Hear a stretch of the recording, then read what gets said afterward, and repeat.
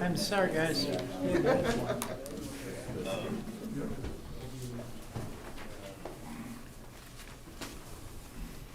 Time and place for City Commission meeting in Huron, South Dakota, Monday, January 25th, 2021. Could I have a roll call, please?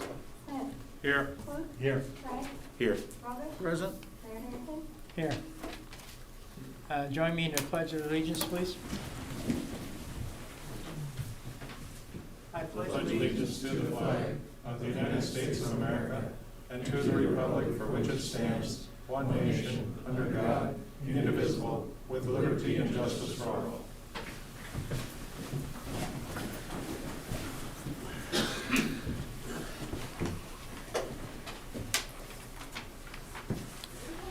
Public forum. Public comments may be sent to us during the live meeting broadcast on the city's YouTube channel.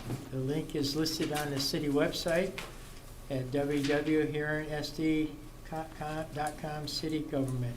In order to use the YouTube chat feature, please create an account with the YouTube and Gmail or use your existing accounts. Please state your name and address for the record. Public forum is limited to a maximum of 3 minutes. I believe we have Nathan on the, yep, okay, Nathan, I can't see from somebody's in front of you, but I understand you're on the computer tonight. So Nathan's on the call, so if you have some question you'd like to ask the commission, just write it in on your YouTube. Nathan, again, we'll stop the meeting and we'll see if we can answer your question. With that, is there anybody here that would like to speak at public forum tonight? Sir, come on up, give us your name and address, and, yep. Hi, everybody. I'm Jeff Pownell, 274 Dakota Avenue South.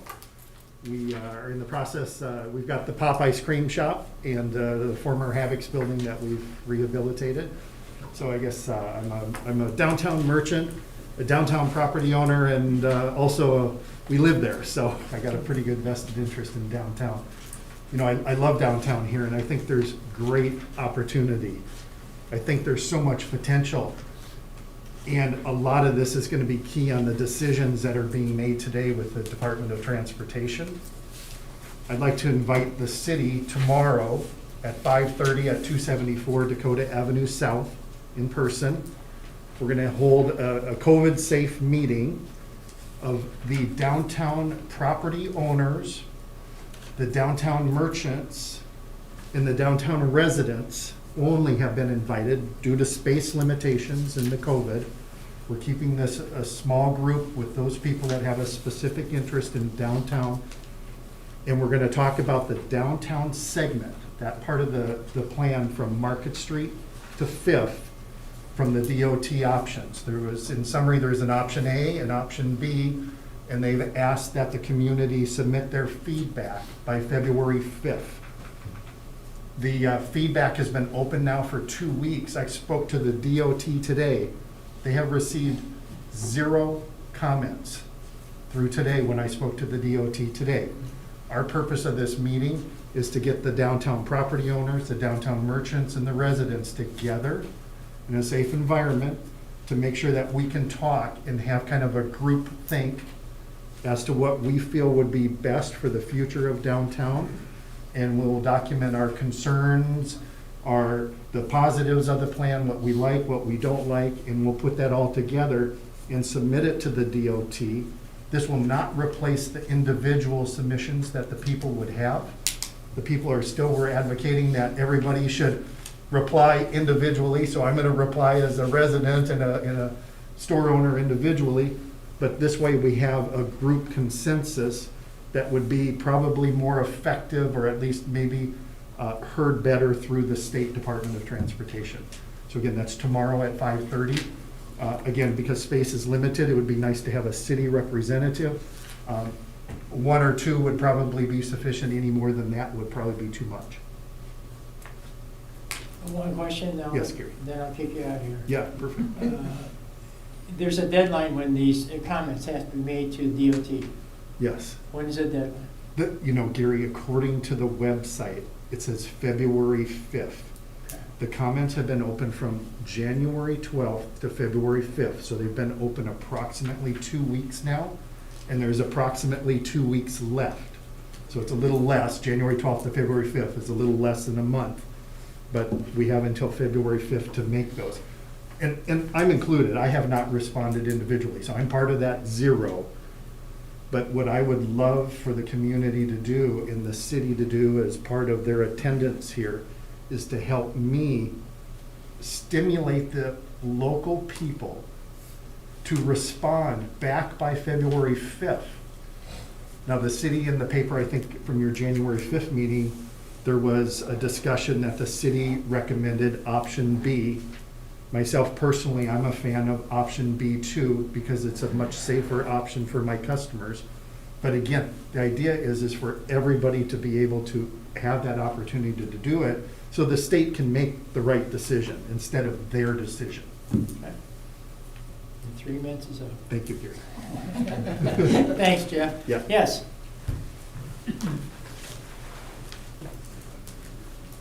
Bush Fullerton, 316 Dakota Avenue South, otherwise known as Potter Shoes for the last 80 years. I'm here to say I'm relieved to hear that the city likes option B better than option A, because as a business person in that zone that we're talking about, I consider option B to be a true opportunity to improve the city of Huron at its core. I figure option A is a lost opportunity. That's just my opinion. I'm really happy to see where you're at. I hope you take the lead. And I don't know how much pull the city has with the state. My fear is the state will say, we want option A, doesn't matter what anybody thinks. That's my fear. I have no idea how it works politically, but that's my comments. All right. Thanks, Bush. Anyone else for public forum tonight?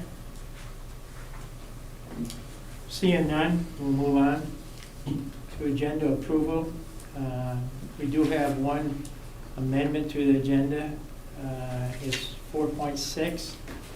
We will go to 4.6.1 on that. Any other agenda changes? Seeing none, do we have a roll call vote, please? Need a motion. Need a motion first, okay? Do we have a motion? Move to approve the agenda with the amendment. Commissioner Roberts moves to approve. Need a second? Second. Commissioner Bragg with a second. Okay, now we have a roll call vote. Smith. Aye. Coe. Aye. Bragg. Aye. Robish. Aye. Mayor Harrington. Aye. Moving on to consent agenda. Matters appearing on the consent agenda are expected to be non-controversial and will be acted upon by the commission at one time without discussion unless a member of the commission requests an opportunity to address any given item. Items removed from the consent agenda will be discussed at the beginning of the formal items. 4.1, minutes of January 11th, 2021, City Commission. 4.2, fuel quotes for city departments. 4.3, fireworks display permit, Danny Hofer for July 4th at Ravine Lake. 4.4, raffles. 1, Holly Trinity Catholic Church for a raffle at the school.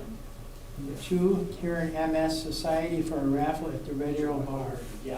4.5, certified payroll adjustment to Patrol Sergeant Taj Lark.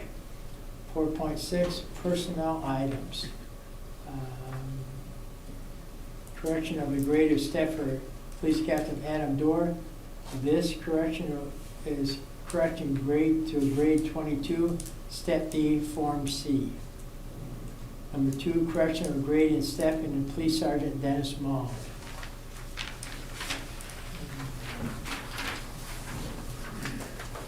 Number 3, acknowledge that Stephanie Bennett, account clerk, has completed her 1040-hour probation period and is now eligible for supplementary benefits. Number 4, edit the resignation date of Kobe Vinegar from the Splash Central management position. Number 5, announce the resignation of Walter Wagman, Solid Waste Maintenance 1 from Solid Waste Department. Number 6, open advertise for solid waste maintenance, 1 position. Number 7, open and advertise for park maintenance, 2 position. Number 8, acknowledge the passing of Rob Harder. We'd like to thank Rob for his 9 years of service for the city of Huron. And just a word from me, Rob Harder was the type of guy that was very approachable. He's also very helpful to our staff and to the public people. I know this from the public comments I've got from Rob that was made to me from different people, whether it be our staff or it was the public coming up and saying, when I went to the campus center, he was very helpful getting me in the direction I'm supposed to be in. So that's just the way Rob was. We're going to miss Rob, and we'd like to send our condolences to his family and friends. 4.7, payment of the bills. I guess we need a motion to approve that. Pay our bills. Motion to approve the consent agenda. Second. Roll call vote, please. Smith. Aye. Clute. Aye. Wright. Aye. Goldish. Mayor Harrington. Aye. Number 5, bid quote items. We have city engineer here with us tonight, and he's going to go over those, each one of them. Brett? All right, thank you, Mayor. 5.1 is consider request to bid, authorize addendums as deemed necessary by the city engineer, and set the bid opening for 2 p.m. on February 16th for bid number 2021-13 asphalt concrete crack sealing. What this is this is our crack sealing project that we yearly do. It's about 2 years behind the mill and overlay projects. So whatever streets that were milled and overlaid 2 years ago, we come back now as part of the maintenance program and we seal the cracks in those projects to keep, we got to keep going through that to keep the life of our streets. The estimate for the project, what we've got budgeted is $37,418 for this next year. We kind of just bid it out to where we fill that budget amount and then we stop. So we bid it by unit price cost. Anyways, we recommend going to bid for this project. Motion to approve. Move to approve. Commissioner Smith, second by Commissioner Rogers. Any discussion? Roll call vote, please. Smith. Aye. Clute. Wright. Aye. Goldish. Aye. Mayor Harrington. Aye. 5.2, Brett. All right, thank you, Mayor. 5.2, consider request to bid, authorize addendums as deemed necessary by the city engineer, and set the bid opening for 2 p.m. on February 16th for bid number 2021-15, street milling and overlay. This project is our annual street milling and overlay project, and we follow the previous year's water main projects loosely for that. So like all the streets that were tore up last year for the water main replacement, we're coming by now this year and we're milling it and overlaying it and finishing that street. There are other areas that are being included in this project, streets that you know, are really, really high on the radar because they're in really rough shape. We kind of go through and we grade the streets every year and kind of move them around, which ones gotta move up higher.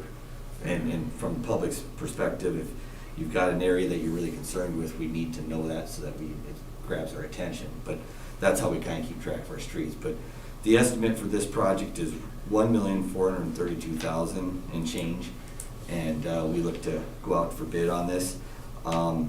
Just as reference, we have for last year's city projects, we have a city map that shows the project locations around the city on the website, and we're updating the map that will go out showing this year's, the 2021 projects around the city.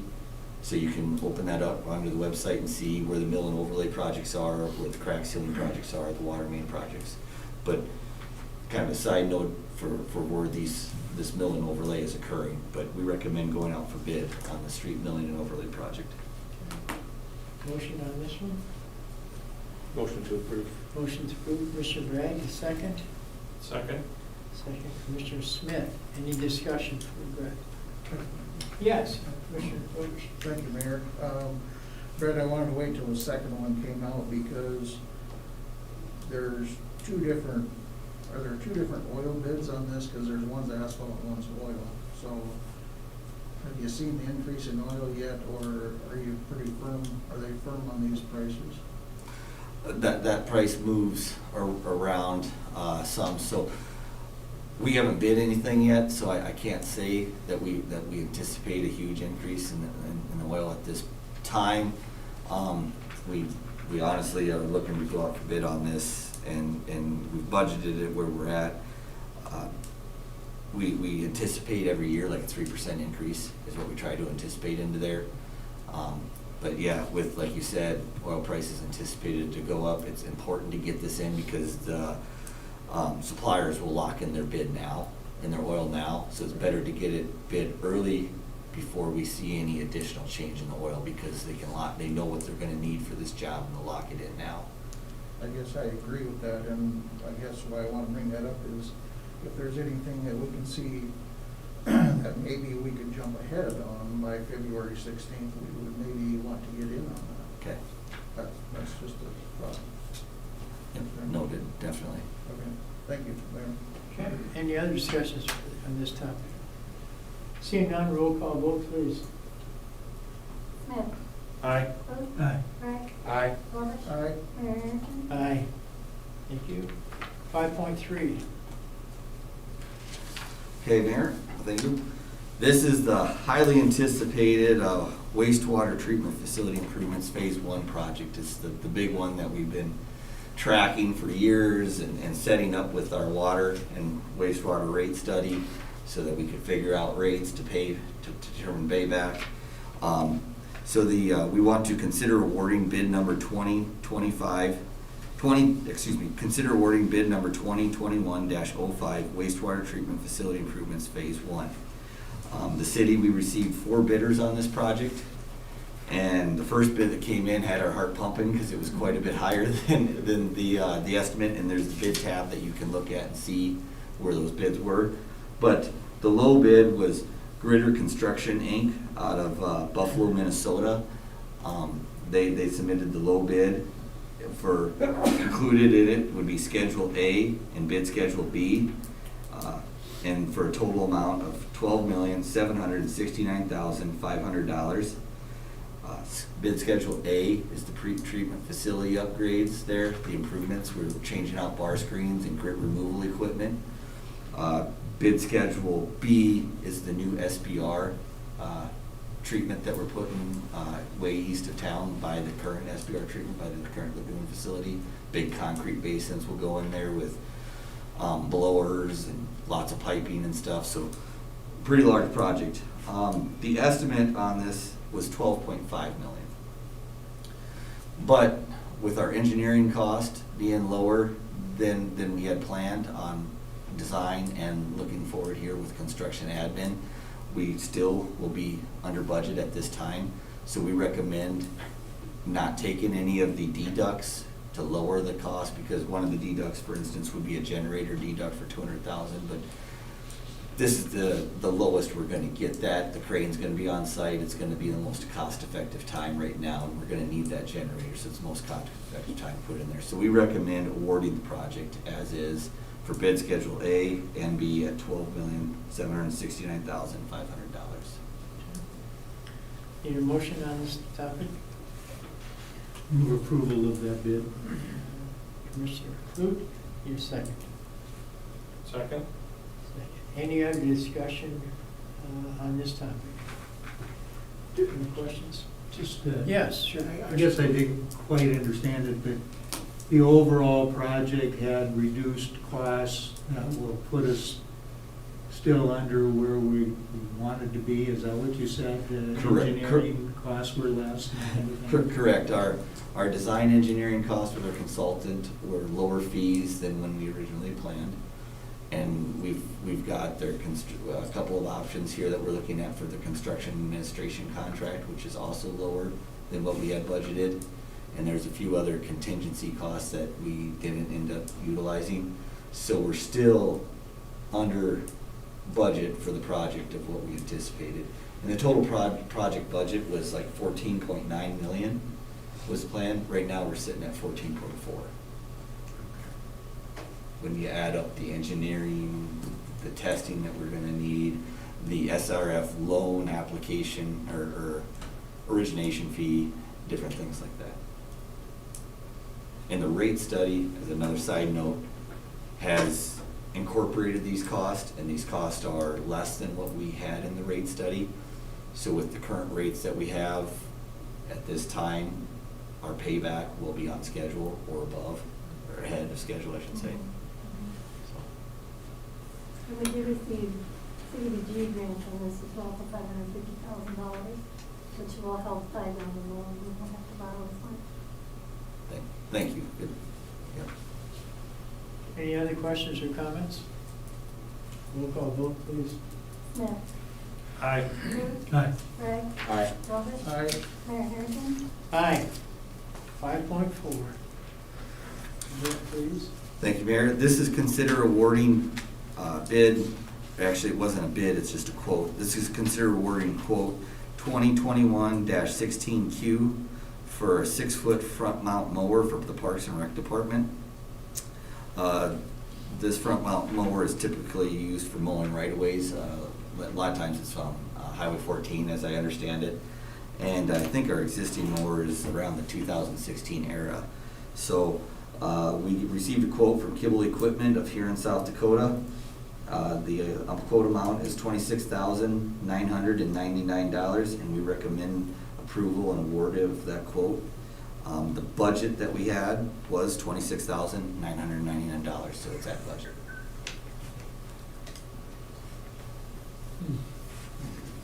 Move approval. We're that good. Motion to approve. Second. Mr. Coop, second. Mr. Bragg, any questions for? Seeing none, roll call vote, please.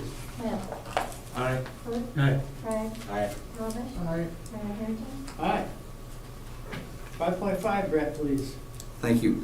This is consider awarding quote 2021-17Q parking lot sweeper for the Parks and Rec Department. This street sweeper, as I understand, or this sweeper, it's not street sweeper, this sweeper, as I understand it, is used for sweeping parking lots and trail systems, and it's actually utilized on grass areas. If there's, the grass is long, taller, or whatever, and they mow, they take the clippings off with it. It's got various uses. The existing sweeper that we have is 1978. We were thinking about that year, so it's certainly got its use. We received a quote from Tough Works of Sioux Falls, South Dakota, for an amount of $31,600 for a parking lot sweeper, and we recommend approval and awarding of this quote. It is a little bit above the estimate of, or not the estimate, but the budget of $30,675. But that estimate was based on 2020 pricing, and after the first of the year, pricing had a tick up. So the difference would have to be pulled for reserves, I'm assuming, on this. But Okay. we recommend moving forward with the award of the street sweeper, or the sweeper, parking lot sweeper. Have a motion for approval. Move approval. Approved by Commissioner Coop. A second, please. Second? Second by Commissioner Smith. Any more discussions on this topic? I'd just like to clarify, Yes. Mayor, in talking to Huron, it's really just a grass sweeper. Okay. He doesn't use it for parking lots. They just, it picks up the excess Clippings. thatch, you know, Yep. after they go through the fields, like the soccer field, so. He doesn't quite understand why it was called a parking lot sweeper. They don't use it for that. Maybe it is, I don't know, but that isn't what he's gonna be using it for. He's gonna be using it for just grass. My understanding is, I think that's how the industry refers to it to some Really? degree. So Okay. maybe that's why that gets put in there, but terminology, we should work on that in the All future, right. if that's, to be clear, agreed. He didn't want anybody to be confused by that, that's Yes. the point. Any other discussion? Seeing none, roll call, please. Smith. Aye. Ruth. Aye. Craig. Aye. Rutledge. Aye. Mayor Harrington? Aye. Brett, 5.6. 5.6. This is the VW rebate program. We would like to consider our request to apply for the VW rebate program for funding toward a new truck for the street department and authorize the assistant city engineer to sign. What this rebate program is you could take a diesel truck of between the year of 1992 and 2009, and if you scrap and dismantle that truck because of emissions and stuff with the diesel engine, you can get a 50% rebate, 50% cost rebate to match the price of a new truck. So right now, the street department has a new truck budgeted or proposed for a cost of $111,036. And if we apply for this rebate program and receive it, the 50% match would only cost the city in the end $55,518. So we would be under what we've budgeted at this time, because that's the street department truck is actually budgeted at this point. And that truck, as I understand it, is used for pulling the side dump and various other trailers. So the truck that we would replace is a 1999 truck that has over 600,000 miles on it, and kind of at the end of its life. I think we only put about 400 miles a year on it right now. It's very minimally used because of its nature, I guess. So we're asking for authorization, permission to sign and apply for this rebate program. Need a motion to I would approve. move that we apply for the grant. Okay. Commissioner Gregg moves approved. Second. Second, Commissioner Robish. Any discussion on this? Mr. Coot. Thank you. Brett, what would the cost of the scrapping and dismantling be? Would the city crews would be able to do that themselves, you think? Or wouldn't there really be much to that? As I You understand, just drive it out to yeah, Barry Mack's place? there has to be documentation of the dismantling, and that is done properly because it's a federal type program, right? So we are proposing in our application that we would take it to Barty Metal Processing for disposal. So I don't believe there would be any cost at that point. There might actually be scrap value. Okay, so they would do that? Yes, Okay. correct. And then the only other question, I mean, it sounds like a great deal. I mean, how can we walk away for $50,000? But it is a VW, so are there any maintenance issues with a VW truck? So with that, the truck that we're looking at is a Freightliner, as I believe. So Oh, it it is? doesn't have to be a Oh, I see. VW. And I should have clarified that, but the Okay. part of the program is that it does not have to be an actual VW, but we're looking at applying to purchase a Freightliner truck. Okay, super. And note Which- that we did have this truck in the budget for 20, so we're actually benefiting on second penny money side 50%. It's not a new truck that we hadn't planned on. It was budgeted, planned to purchase, so it would be a savings to the city. Can I add one thing? Yeah, sure. I'm not 100% sure, but I think it has to be a certified mechanic to derate that truck. Okay. I think it has to be. It would be a minimal charge, but I think it has to go through a certified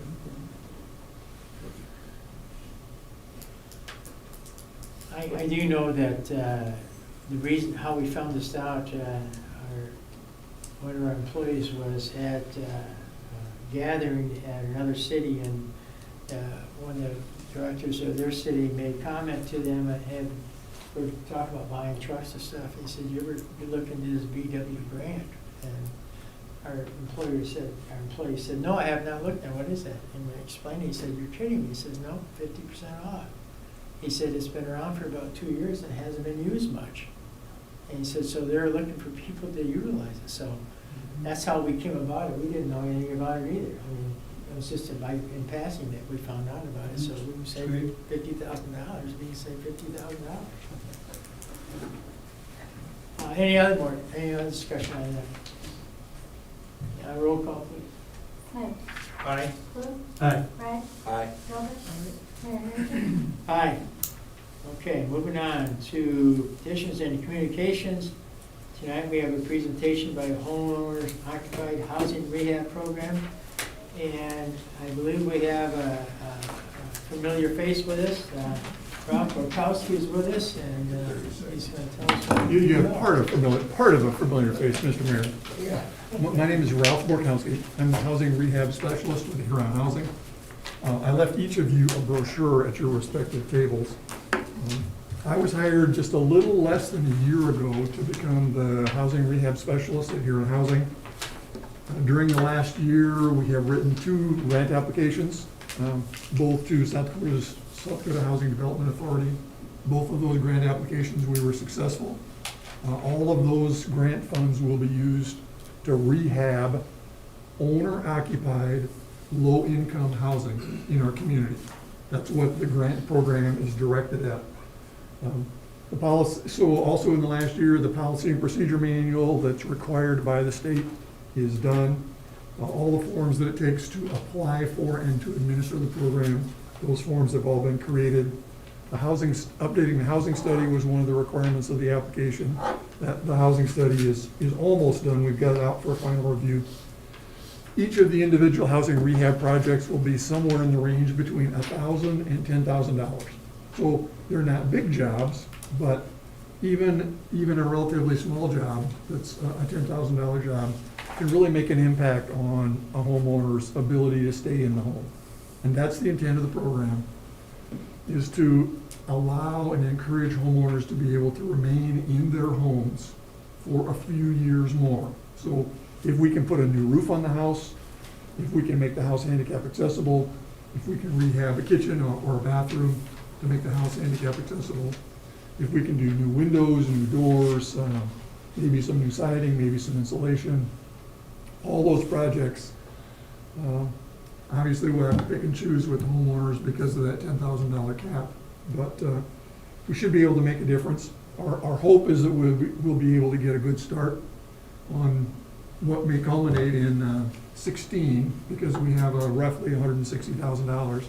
Hopefully we can get a good start on 16 rehab projects starting in this spring and this summer.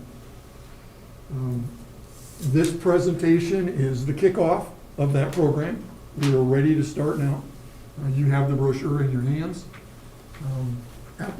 Applicants who, people who may be watching tonight who think they may be eligible can get a copy of this application. I will leave some with Paul Lynn, so they'll be available here at this office.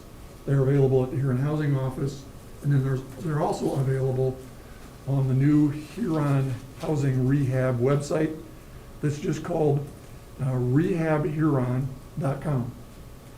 It's actually HuronRehab.com. HuronRehab.com. And Thank there you. is a link from our webpage, HuronHousingAuthority.com. There's a link to it there as well. So Thank they you. can get to it either way. Thank you. So the application and the brochures are available on the website. HuronRehab.com.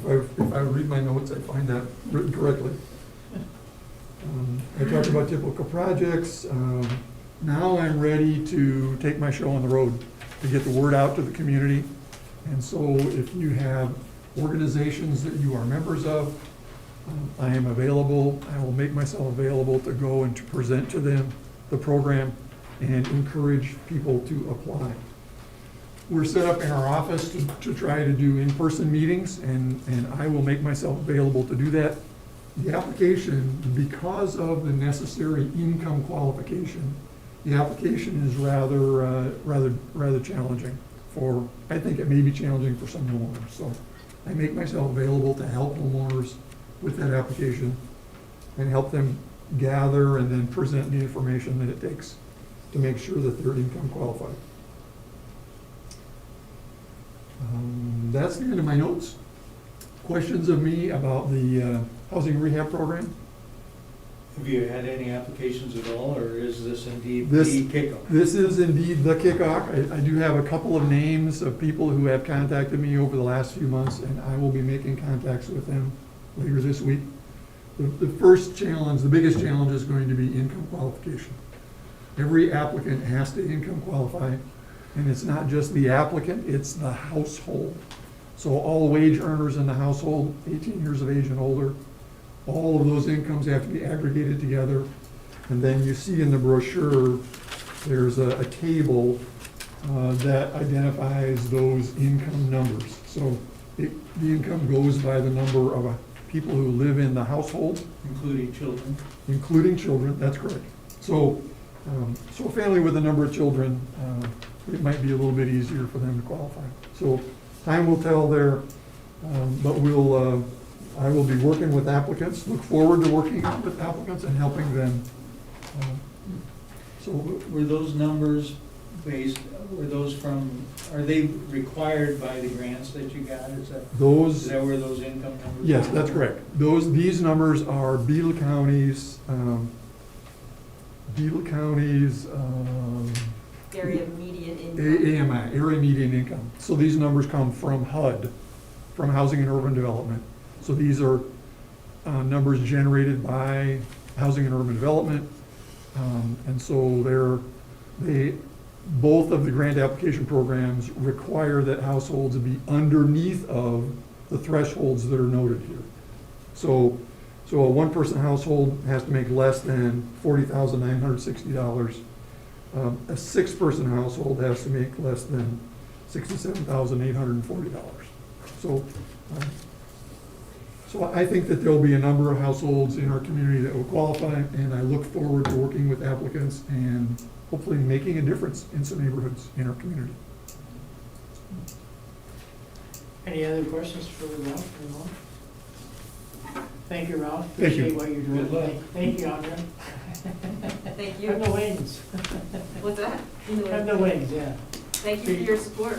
Yeah, appreciate both of you for the work, the village work you're doing on that, that's for sure. All right, moving on to number 7.1, and ordinances and resolutions. Dr. Burleski, our attorney, would you speak on that? Thank you, Mayor. Yes, 7.1, second reading of ordinance number 2220-30-239, supplemental appropriations for 2020. Thank you, Tucker. This is our second reading on this. There has been no changes. Thank you. I ask for approval on the second reading. We have a total of $1,527,752.26 for supplements this year that range from general fund, park and rec, to the Southall Development Fund, the event center, capital projects fund, which was Southtown Road, and then the golf course. And again, there's no change from explanation last 2 weeks ago. Need a motion to approve?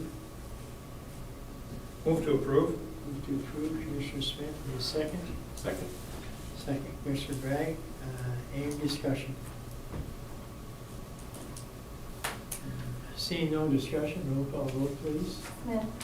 Aye. Aye. Mark. Aye. Robish. Aye. Mayor Harrington. Aye.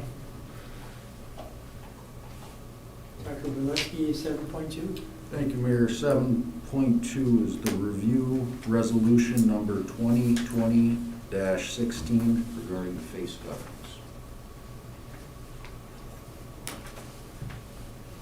Okay. Motion to approve. What are we approving here, Mayor? We're gonna get into discussion. To review, we're changing moving up our resolution date to how long we're gonna run it. We have to renew it each month almost. Move for approval for the purpose of discussion. Need a second on the motion? Second. Okay.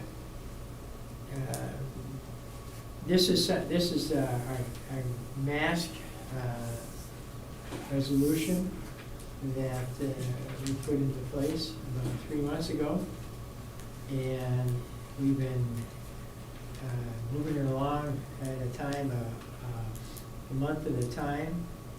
And we're looking at, in discussions with the county, they're looking at, and when we were discussing this tonight, they're looking at moving it to a month farther down the road. to March 1st, so move it through the month of February. It'd be the same resolution we've had for the last 3 months. But the motion didn't say 30 days, that was my question. I mean, I think that's, it should be to approve the resolution to be extended for 30 more days, if that's what you want to do. It could be a longer period, that's what I'm saying. You're comfortable with that motion? I'm comfortable with Commissioner that. Ray? Okay, that would be the motion. Thank you for presenting that. Do you want that to say more like extended to March 1st? Send it to March 1st, if that's what the It's not council. 30 days. Yeah. The county's gonna do Yeah. that. And I have no objection to that, I Yeah. probably will go beyond that, but we can certainly take it up Yeah. before the expiration of time. Need a second to that motion? We have a motion and a second. We do? Okay. Any more discussion on this? I'd like to bring up a few things, if I may. Sure.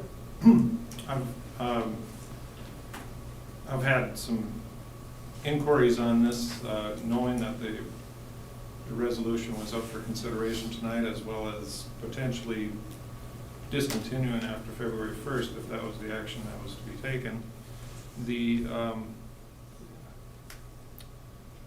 The comments that were received that I received were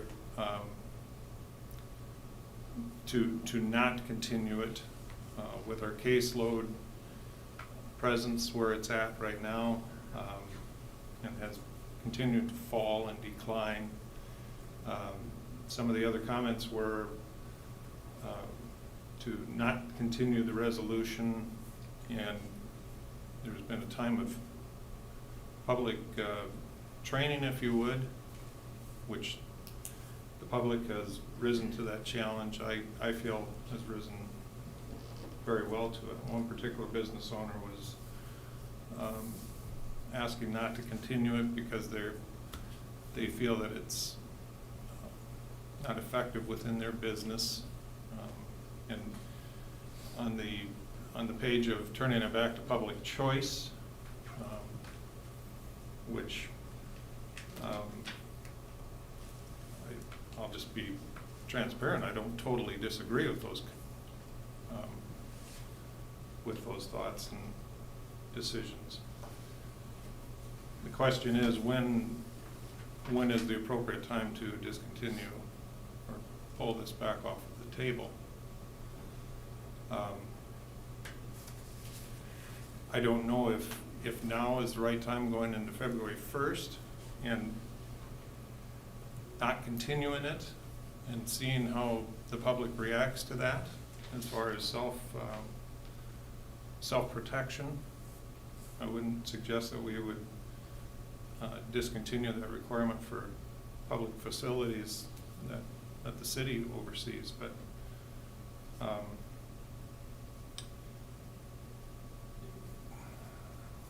I guess that's my discussion of it anyway, is there's a resounding more and more presence of going back to why we did it to begin with. You know, we had 20 people testify not to enact it, and we took the measures unanimously to do that.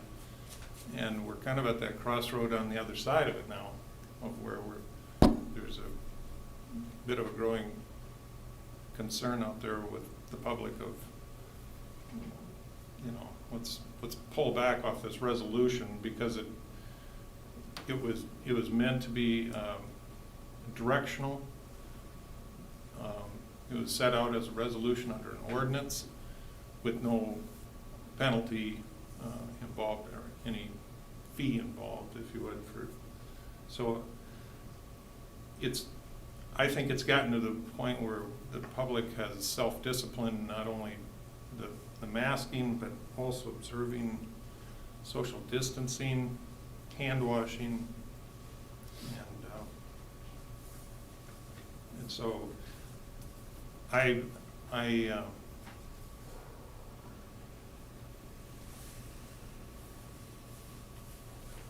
if March 1st is going to be the new review deadline, that would,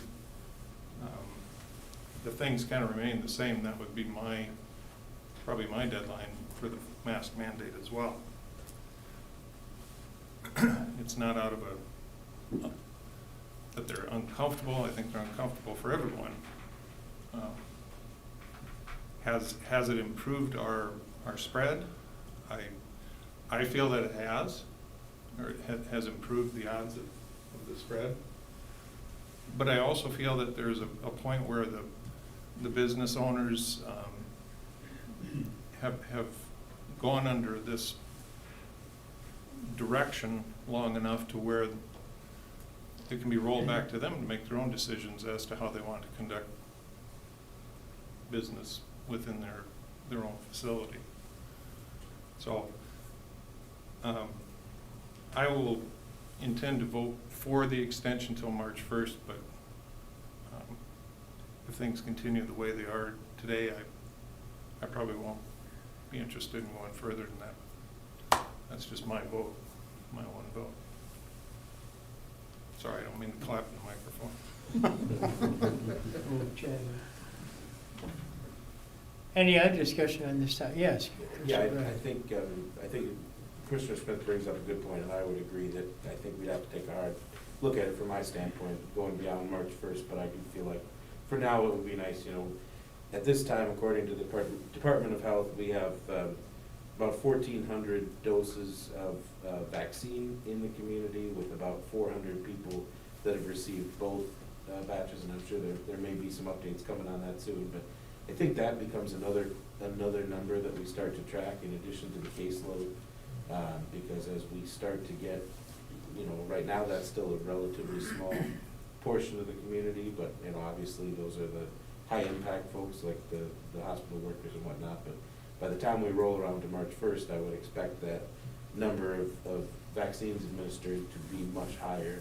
And again, if the cases continue to be relatively low as they are now, at least in comparison to our peak times, I would echo that I would support voting for this now, but I think that would be a date we should at least be ready to come into the next meeting to not just automatically approve it, but to look at what metrics we really should be measuring to make sure that it makes sense to ensure the public safety.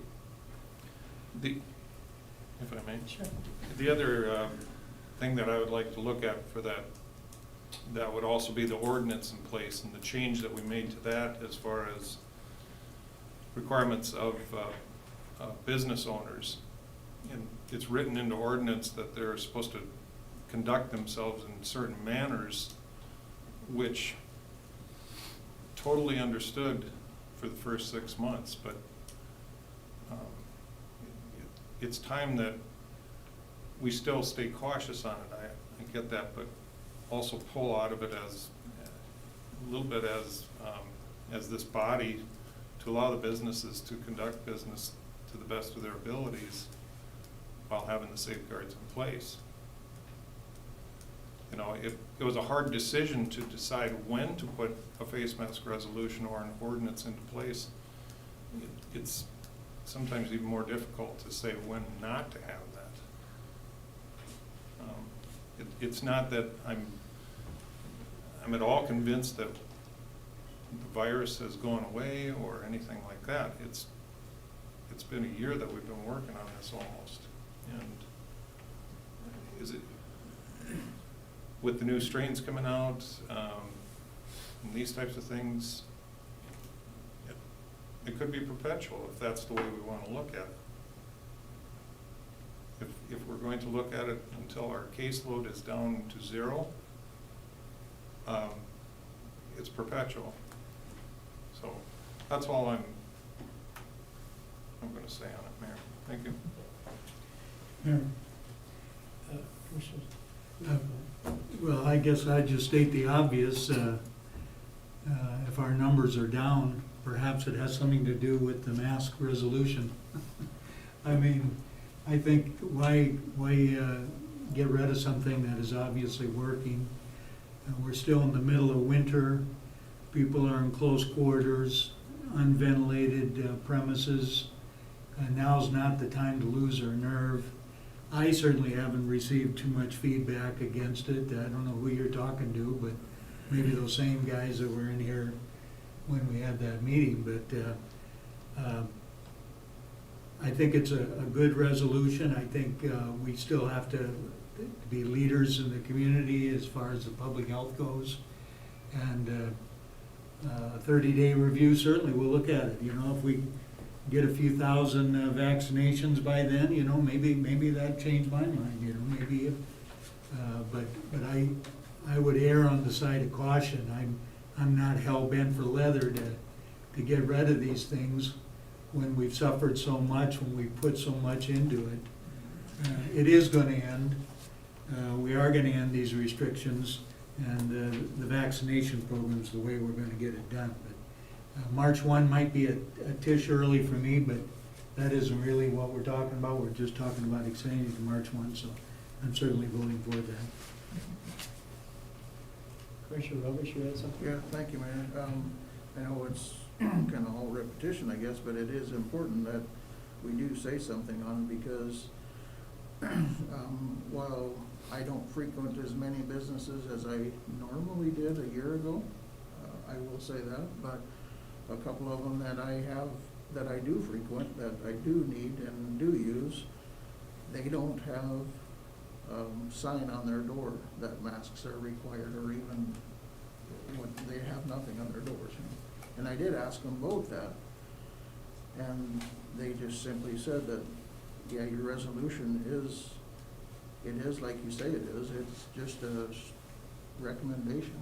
There's no penalties. There's nothing there. So if you want to wear a mask, you can come into my store and wear a mask. But if you don't want to wear a mask, you don't have to wear a mask into my store. So by putting a sign on the door, that's pretty much saying, I want you must wear a mask in my store. And they're not against it, but they're just saying that. I did ask them why they didn't have one on there, a requirement, and that's what they came back with, and I do have to respect that. But what I do talk to the most is the medical people, and I know a lot of them because my wife works at the hospital, but with that, a lot of our friends are in the medical field and whatever, and there's been comments made to where, okay, our virus numbers have gone down, could or could not be with a mask, because of a mask, whatever, but also our flu numbers have been down. And with closing the testing facility because of other places that are testing, they test for more than just the coronavirus when they get tested. And they have found out that their flu numbers, their whatever numbers, anything that's transmitted, whatever, are down. Is that a mask? I don't know. Could be, may not be, but I guess I go back to the medical field that if they can do this every day, and they know they have to do this every day, we can do this. If it helps, we can do this. Do I think masks stop it? No, I don't, nor do they, but it can only help. And then with this new administration in, I don't know what their recommendations are, whether you agree with the administration, the old administration, or the new administration, whatever, but whatever they're recommending, it would be below us to not go along with that administration, whether it's the administration we want or not. We need to go by their recommendations. And I don't know what the new recommendations are. I have no idea. I don't know, but I guess I would, after all that, I would love to see the resolution gone, but I don't know that it's quite there yet. With everybody inside, like whoever said, we're still confined inside. When the weather gets nicer, whatever, that might create a whole different ballgame. But Okay.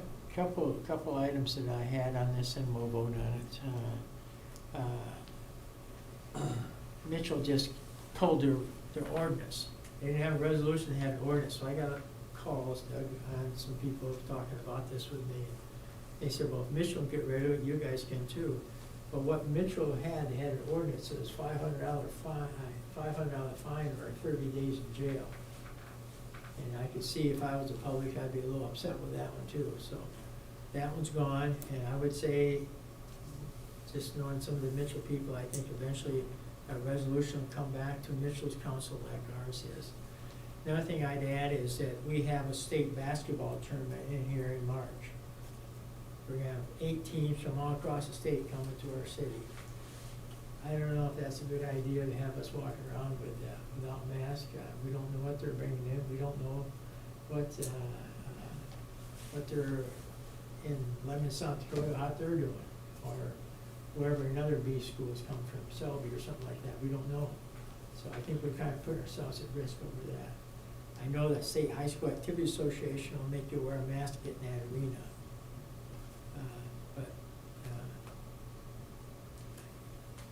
To put a finger out and say that masks is saving us, I don't know. I think a lot of it, with our distancing and our hand washing, I think it all comes together. And hopefully, we'll be a little bit farther down the road, but I can't put too much faith in us having a whole bunch of inoculations way into the summer, when it's really gonna show up, so. But anyways, let's have any more discussion. See none? Oh, I'm sorry, go ahead, Mark. To be clear on this, we're going for another 30 days? Yes. So Mark. To March 1st. To March 1st. Okay? Roll call vote, please. Smith. Aye. Mark. Craig. Aye. Robert. Aye. Mayor Dennison. Aye. All right, moving on to our work session. We had